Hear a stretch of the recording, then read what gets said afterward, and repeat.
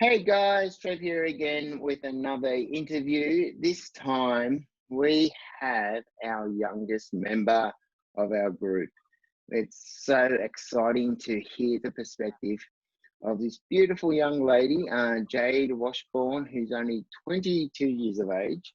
In fact, I was just talking to her just before that my son is 22, turning 23 this year. So it's going to be so mind blowing to listen to like this younger generation who is also a daughter of a Vietnam veteran. So please welcome Jade. How are you, Jade? Hey, good, thanks. Thanks for having me. I love those flowers in your hair, Jade. They look absolutely amazing, and I can see just the bottom of a lovely t-shirt. Oh, there we go, matching color Yeah, coordination. coordinated. Love it, love it, love it, love it. So let's first off by one, welcome to our group and thank you so much for joining. Tell me a little bit about your father, his name, and when and where, what unit did he serve in Vietnam? Yeah, sure. So my dad's name is Glenn, and I actually wrote it down because he'll get mad at me if I get any of it wrong. So I wrote down everything. So my dad actually served from, and the months might not be perfectly correct, but August 1970 to June 1971, so not quite 12 months. And as you'd probably know, the reason that wasn't quite 12 months is because the US had actually disengaged from the Vietnam War and wanted to leave South Vietnam to take control for their own defense. So, Dad actually served in the Royal Australian Navy Helicopter Flight Vietnam, which was a specially formed experimental military unit in support of the Allied forces.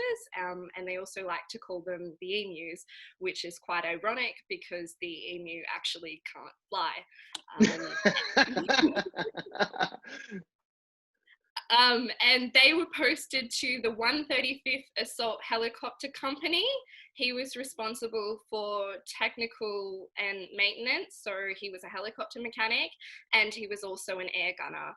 And when Dad served in Vietnam, he was actually 23, so he was one of the older ones. And obviously, this has particular significance for me as this is the year of my 23rd birthday. Wow. So just imagine for a second, right? So you're turning 23 this year. Your dad, as a 23-year-old, is over there facing war. Could you possibly even conceive the thought of what he went through right now? Because he's like your age, right?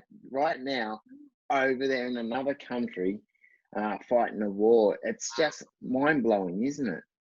Yeah, no, definitely not. When I was younger, I used to think, oh, wow, yeah, 23 is so old, of course. And now I'm hitting 23. I'm like, 23 doesn't feel very old.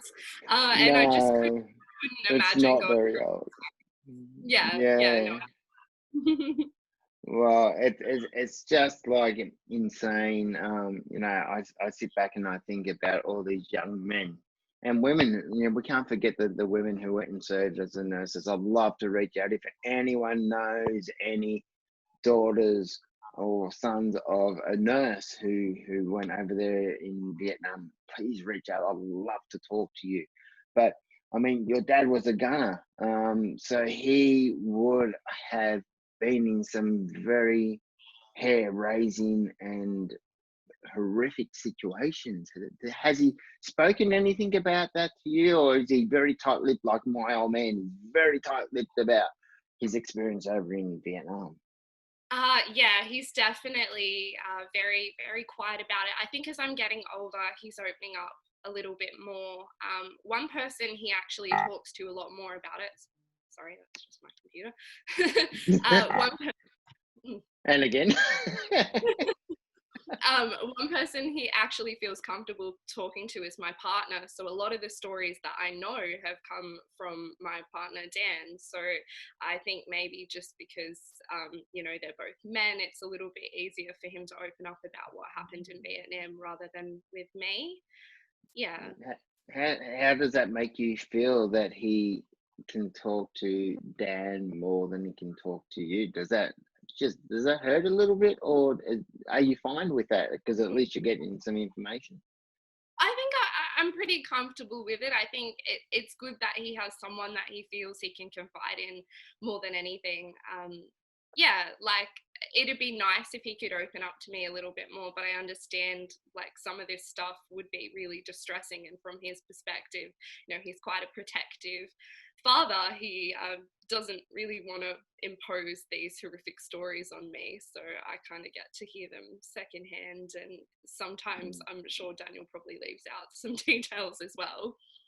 Yeah, try to protect you. So, look, so growing up, I have to ask because, I mean, I saw a photo that you post up in our group, and you have mentioned in the comments of that photo that a lot of the times you get confused as a granddaughter of a Vietnam vet.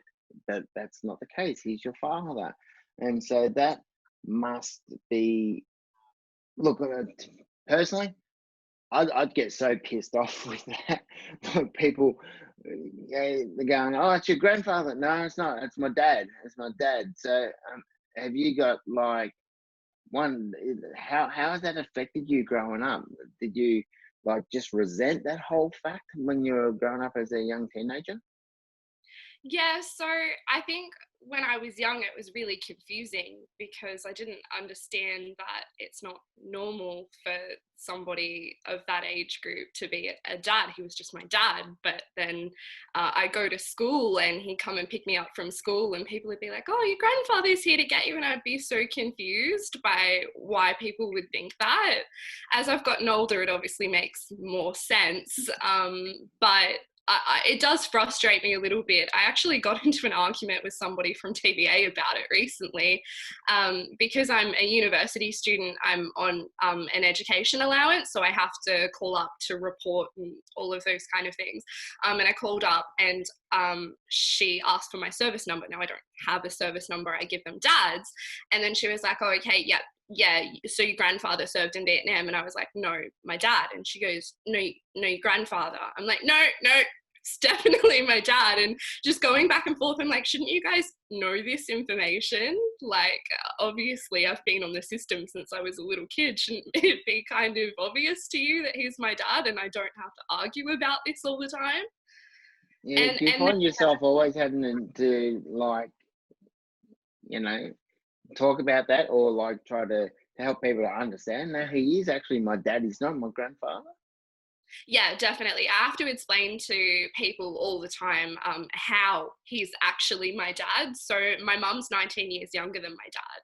So I wasn't born until my dad was 50. So to people that doesn't make sense, because if my mum was hitting that age, she wouldn't be able to have children. So I'm like, no, my dad's older than my mum. And then when I say my dad's 19 years older than my mum, then I get some like, oh, okay. And yeah, I constantly have to explain to, people I meet or co-workers or just pretty much anyone how that works out. And it does get a bit frustrating because, So, your average person doesn't have to explain their entire parents' relationship. so growing up, like having your birthday parties or things like that, did that like were you kind of shut off? Like, oh, I don't know if I actually want a birthday party for people to come over and say, "Dad," then I have to explain the whole thing, and I just want to kind of fit in. Did you feel different than your friends growing up? Yeah, definitely. I had one friend whose dad was also the same age as my dad, so we were really close. He wasn't a veteran, but he just happened to be a lot older than a mum too. So we were really close because I just didn't have to explain how things worked to her. But I definitely, when I was younger, I was a bit like embarrassed by it because people had this perception that it wasn't normal all the time. So I just was really private about my home life and my family and how that all worked out because it was a little bit embarrassing. And obviously, as I've gotten older, like there's an age difference between me and my partner. Most people have an age difference, so it's not that weird for me anymore, and I can kind of get my head around it. But I wouldn't have people over or have a birthday party or whatever. No. And so, like growing up, were there times that you said you're a bit resentful?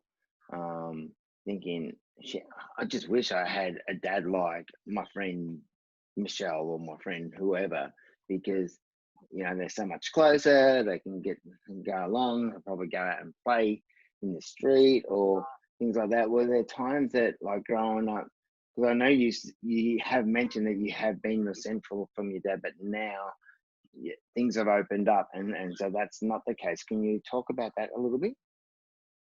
Yeah, sure. So I think one of the things that was most difficult growing up in regards to my dad's age difference was that it's like there's two generations between us.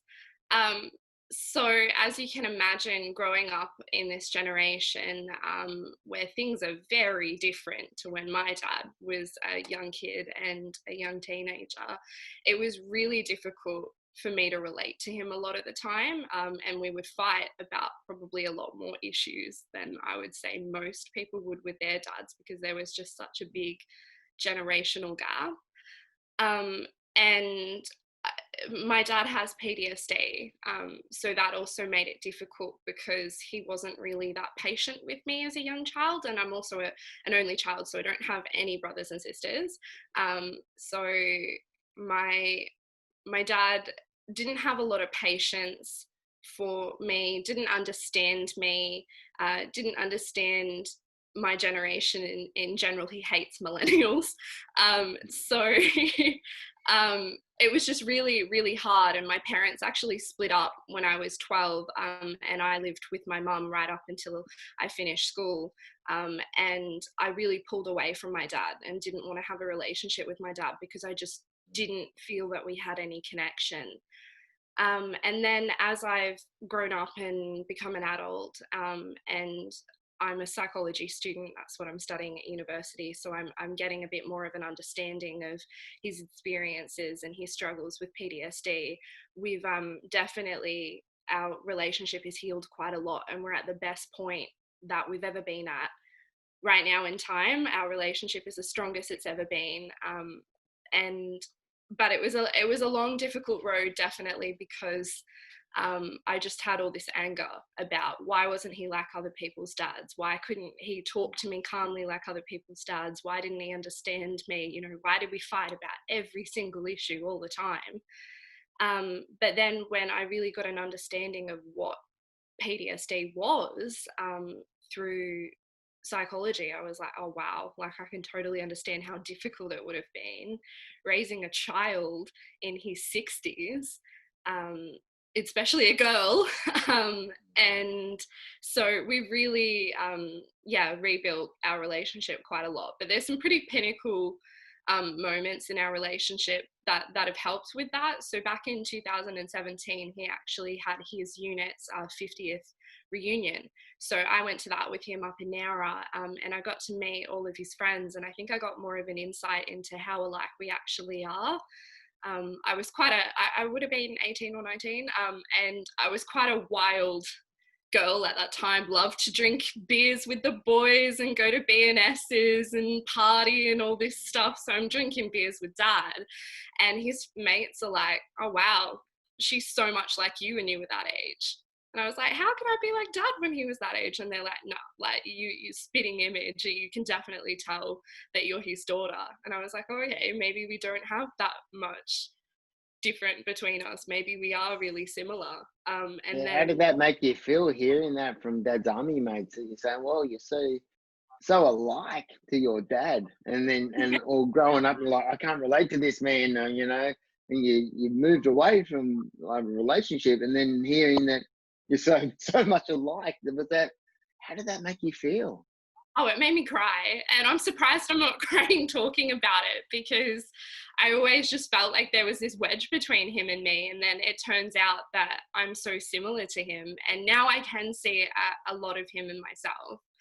And yeah, it made me very emotional, because it just healed those last like 19 years of my life, because I'm like, oh wow, we are similar and we are the same person and we do have these things in common. Yeah. Um, Was that around the time? I know that you've probably got something on your mind to say, but that's um, fine. I remember you putting up on one of your posts in our group is with your tattoo, and Yeah. such a beautiful tattoo because it was in the navy, and so you got the anchor there, and then the flowers of the roots that connect it, and so it's like your connection to that. How long did you think about that, and was it emotional getting that tattoo because of the strong meaning that it had? Yeah, so I'd wanted that tattoo since I was a little kid. I think kind of to gain dad's approval a bit. And I thought if I get this tattoo, then he'll love me and he'll realize that I love him. And then obviously, as we've had this shift in our relationship, this idea came back up in my head again, this tattoo idea that I'd had since I was a little girl. And I've always loved tattoos because dad has, full sleeves, navy sleeves, and I always wanted to have tattoos like dad. And I went and got like a different tattoo, my first tattoo, and I was like, all right, now it's time for the next tattoo to be this one for dad. So I probably thought about it for about 12 months, and I went and had a conversation with him, and I was expecting him to be really upset about it because he hates tattoos on women, surprisingly, Mm, even though he gets right. tattoos. Yeah. And he actually was really touched when I said that I wanted to get a tattoo to signify the relationship between us. And I kind of talked about what I wanted, and he had a bit of a say in the design. And then I went and got that about October last year. And I can show you. So There it is. yeah. Yeah. So Uh, yeah, I decided that I wanted to go with something quite soft and feminine so that dad wouldn't be angry with me. And I got the anchor because he was in the Navy before and after Vietnam. And then I wanted to get the flowers to signify the growth in our relationship. And then instead of getting the traditional rope down the anchor, I did get the vine. There's a little bit down there. I got mm, this vine to signify the bond between us, as I am his only daughter and his only legacy. So yeah, and it was quite emotional getting it, and I'm really proud of it. I always, want to wear t-shirts and singlet tops that show it off. So people are like, oh, what's that tattoo? And I'm like, yeah, this is my tattoo because of my dad. And I get to talk about our story. yeah. So like going through school, man, that's a beautiful story. Going through school, I remember my kids are saying that they just did a topic on Vietnam War. I mean, it was very, very, very, very brief, and they hardly went through a lot of the stuff about the war and so forth. But did that happen at your school? And like you're sitting in class going, wow, my dad was in that, and everyone's going, my grandfather was in that. Did that affect you? And did a lot of your schoolmates, did they actually know? Did you share that your dad actually was in Vietnam War? Yeah, so I'm really private about it. It's only, as I've gotten older, I've kind of developed a bit more pride in dad's service. I've been able to talk about it a bit more, but I generally still don't really talk about it with people my age because there is a lack of understanding of what really happened in Vietnam, as well as people my age just don't really honor the Anzac spirit anymore. There are some anomalies in that. There are some amazing young people that really do bring pride to the Anzacs, but a lot of them do not honor Anzac Day. They just go and get drunk on Anzac Day or go out fishing or whatever. So I don't tend to really open up about it with people my age because if anything, it makes me angry when they Mm, respond. And then also, growing up and at school and stuff, I I just feel like my generation can be very PC about these kind of topics, and that's where millennials are commonly referred as being quite, mm, you can't say this and you can't say that. So they like to talk about both sides of the Vietnam War and consider the perspective of the Viet Cong. And as you can imagine, that's quite confronting for me, and that's how yeah. it was taught at my school. So it's just touched on for 2 lessons, which I'm actually glad to find when I've been watching the other interviews on the page that it's pretty much been the same for everyone else because I thought it was just Yeah. my generation. But so they only really touch on it for 2 days, but they love to consider both perspectives of what happened. And when I was in history class when I was 15, I remember we were studying it and we're watching these interviews about, all the trauma that happened to the Viet Cong. And I don't want to get political about it, but it's difficult for me to empathize with them given, that what happened, that these people murdered friends of my dad's. I can't sit there and listen to them talk about what happened to them and how traumatic that was on them, because I can't really develop any empathy for them. And then so while that's happening, there was this one boy in my class who I generally just didn't like, and he was making these really insensitive comments about Australian veterans, and I can't even remember what he was saying, but I know it was firing me up. And I was a really quiet, shy, nerdy kid in school, and there's this boy in the background saying this stuff, and I just got up in the middle of class and tried to jump over the desk and punch him in the head, and I was just I was just screaming at him, screaming all these expletives at him, and my history teacher kicked me out of the classroom, sent me out, wasn't worried what the boy was doing, was just worried that I did try and assault someone in the middle of history class. And she ended up saying, I don't care what he said, you can't do that, I'm going to call your mum. So she called my mum up, and my mum was like, well, what do you expect? And explained, that my dad's a veteran. And she was like, oh, that still doesn't justify the fact that she tried to assault someone. And mum was like, well, maybe we should just keep her out of this lesson on Vietnam. I'm sure she knows enough about Vietnam to pass the exam, so she's just going to sit out the rest of the class. And so I didn't actually have to go back to history class and learn any more about Vietnam, because I just couldn't handle it. I couldn't handle. So I got to know, did you land a punch on him? Did you get him? Oh. No, I didn't. And I would have been a very good punch either. I'm not really a violent person. Oh, it doesn't matter. Just something, just a bitch slap, just to wake him up, and that's I think just the fact that the class nerd tried to assault him was enough. Really shocked him that me sitting there quietly getting good grades, next minute I jump up and I try and punch him, and I called him some very unfriendly things. Wow. So what's the biggest? I mean, I want to touch on your dad's PTSD, because you actually posted that he's got extreme PTSD. So what are some of the biggest side effects that you see that your dad has or still dealing with at the moment?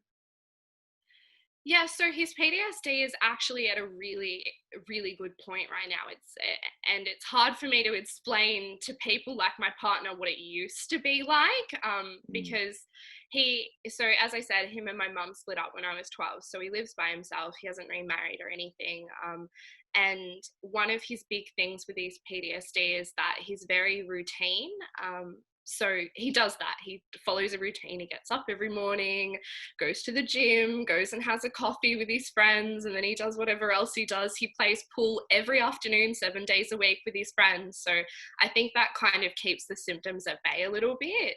But some of his biggest things are, so obviously with that, if you do throw that routine out, I think he gets a significant amount of anxiety, and that kind of poses as aggression. So if I was to call him up and be like, hey dad, want to go to lunch, out of the blue, he would just freak out, and he'd be really angry with me for suggesting that we just go on an impulsive lunch date.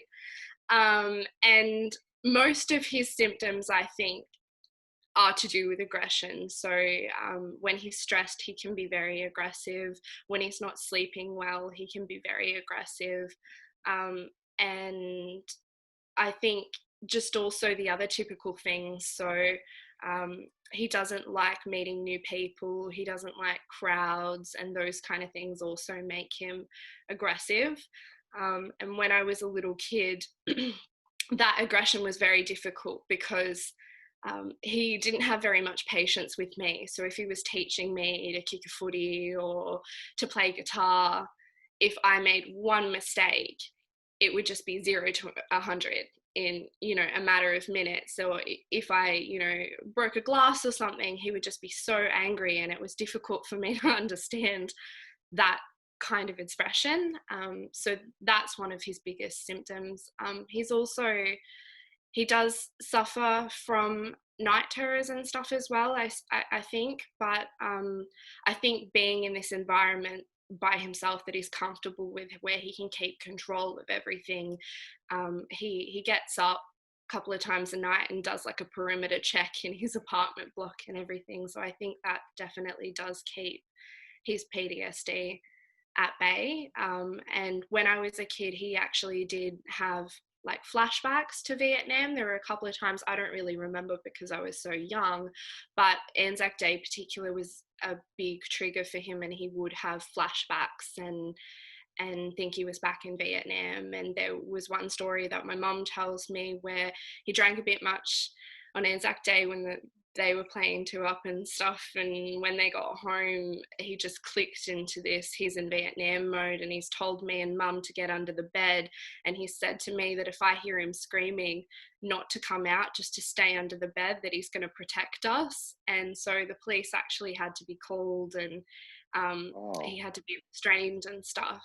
Yeah. So and none of those kind of things have happened for a really long time.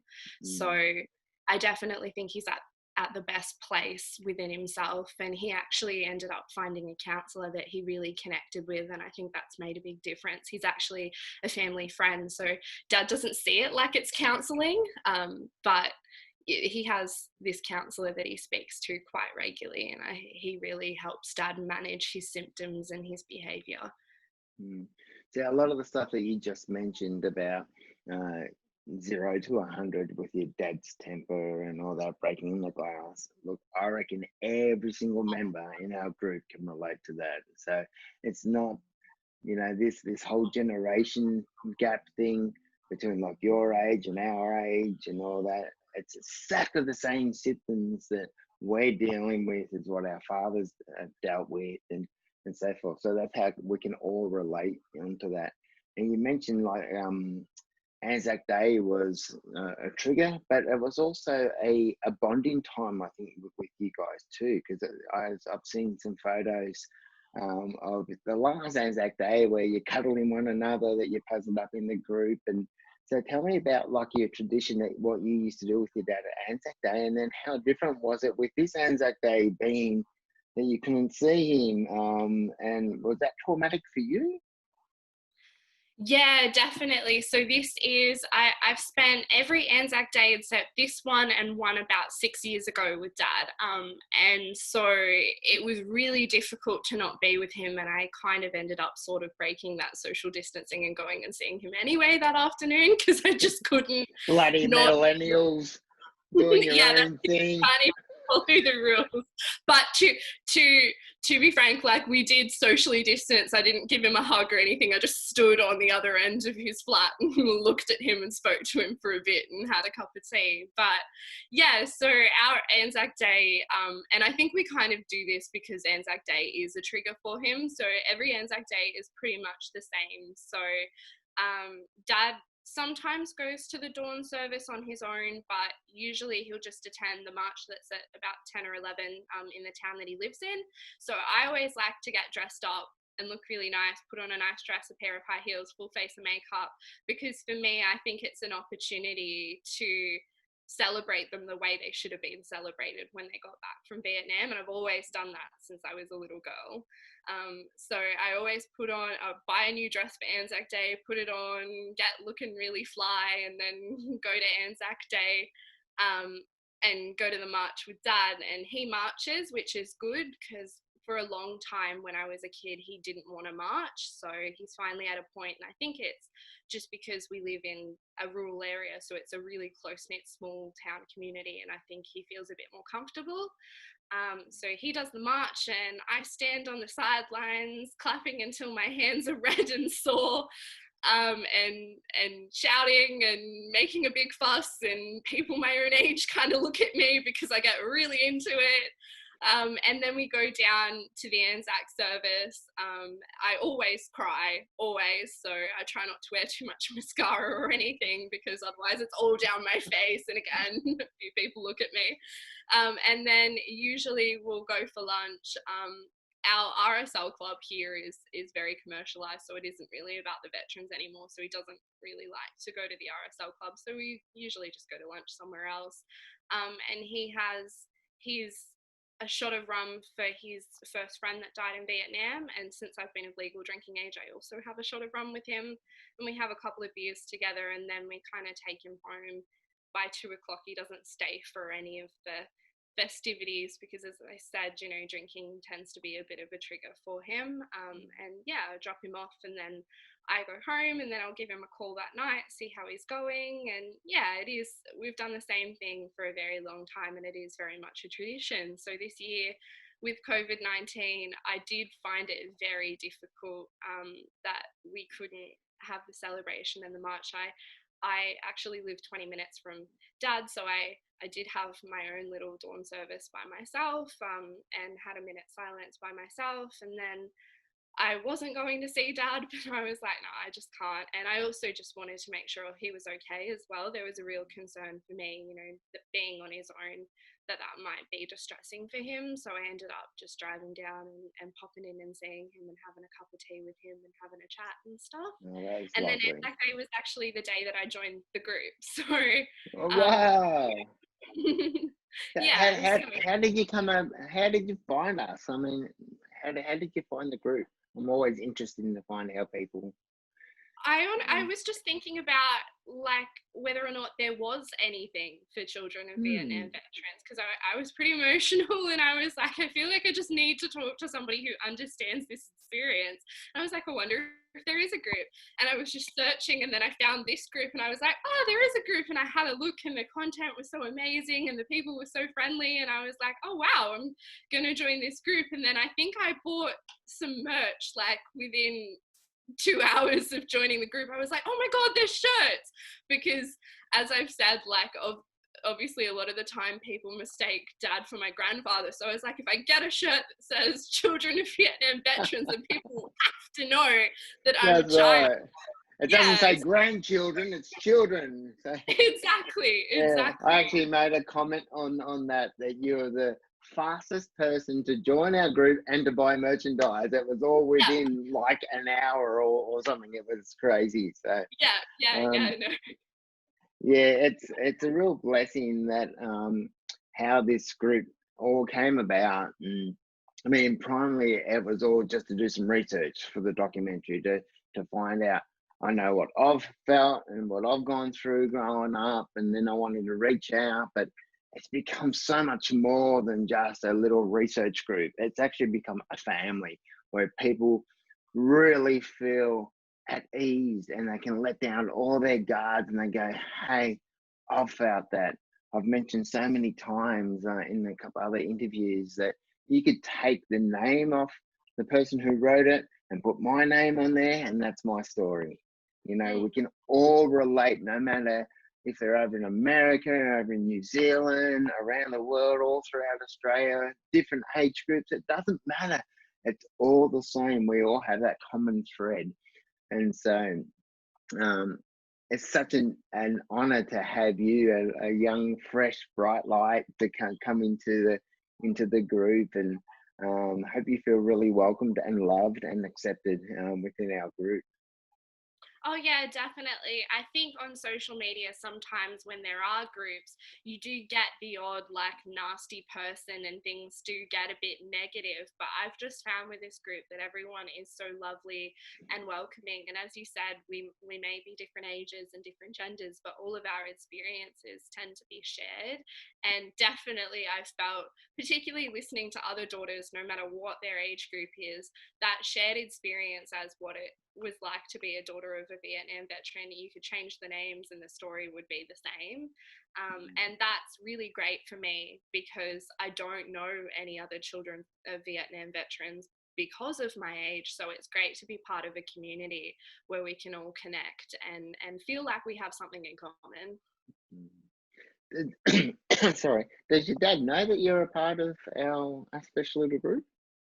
Yeah, I have told him, and he's actually been like, "Oh wow, you'll have to like, send me a link so that I can tell," because he's obviously got a lot of friends that have got children. So so and so's daughter and son want to know, and the shirt. Everyone wants to know where I got the shirt from. So I think we'll definitely get some new members from Dad's friends' children soon, because I think we all like having this opportunity to be part of the community. So dad's quite happy that I have somewhere to go and talk, because I think he does kind of feel bad, especially being in a small town community. Any of those kind of events that were aimed at children of Vietnam veterans when I was a kid, they're all in Sydney or Wollongong, so I couldn't really just like pop down the road and go and attend one of those conferences. So I never really got to connect with any of the other children. Yeah.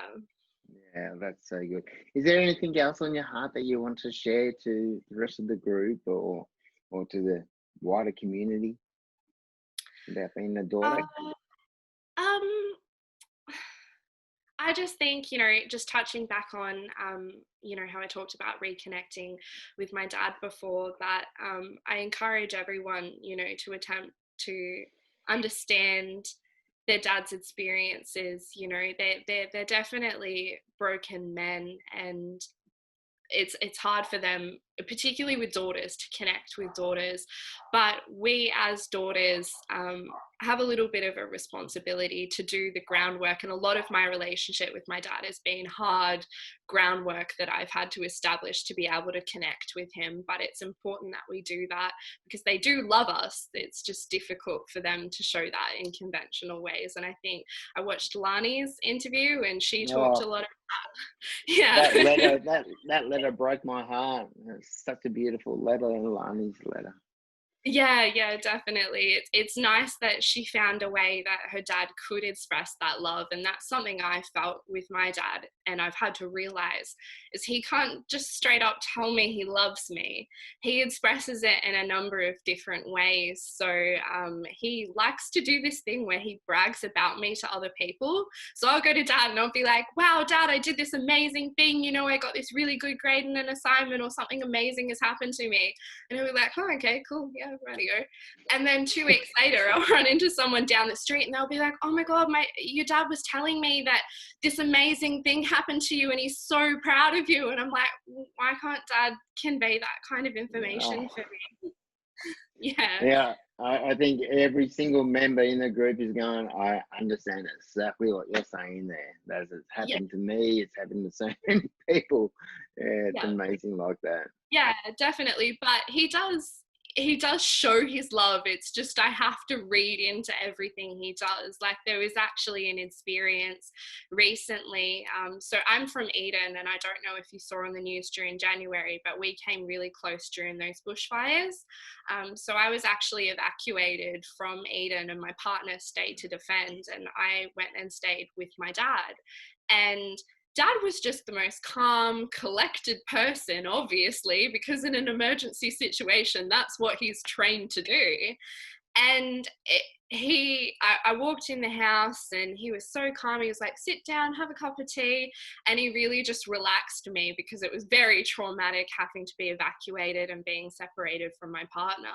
And I ended up having to stay with him for 2 days. And then when my partner was safe, he could come and stay with us.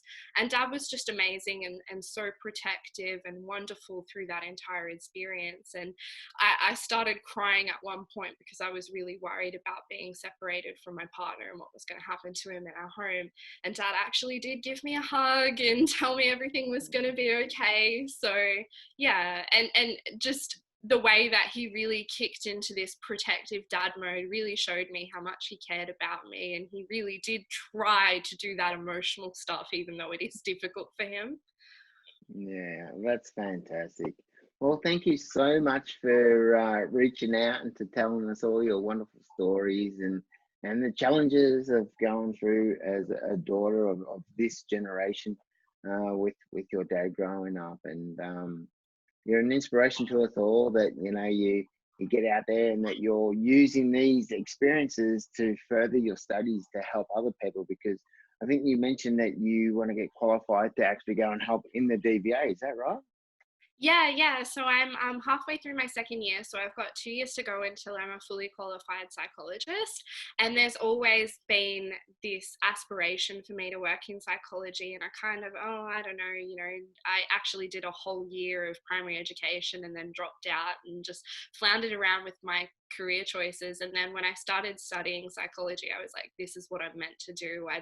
When I'm fully qualified, I definitely want to have DVA accreditation and work with partners and children and veterans, because I think my personal experiences are so much more than what you can read in a textbook. They just give me this perspective and this understanding that Mm. I think a person reading about it will just never have. And I really aspire to be able to work with children, veterans, because there's a lot of things you just don't have to explain to me because I just understand them. So that's definitely a goal, and Dad's very proud of me for that. That's one of those things he brags about to other people, but not to me.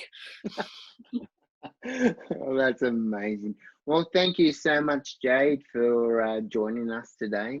Um, there we go. What a different story, or a different interview it's been, guys.